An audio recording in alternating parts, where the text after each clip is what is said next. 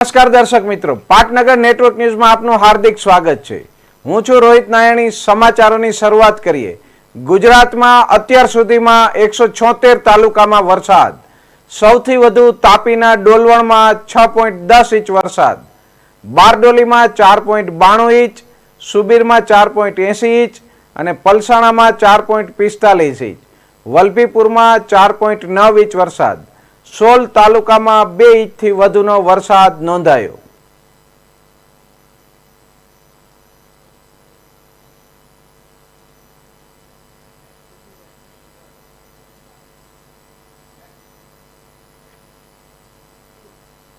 સુરત જિલ્લામાં ભારે વરસાદના પગલે સ્ટેટ હાઈવે ધોવાયા। કીમ માંડવી સ્ટેટ હાઈવે 65 પર મસમોડા ખાડા બન્યા આફત। ખાડાને મેજર ટેપથી માપવા ગયા તો મેજર ટેપ પણ પડી ટૂંકી।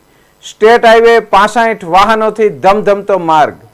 વાહન ચાલકો બિસ્માર રસ્તાના કારણે તાહીમામ પોકારી ઉઠ્યા।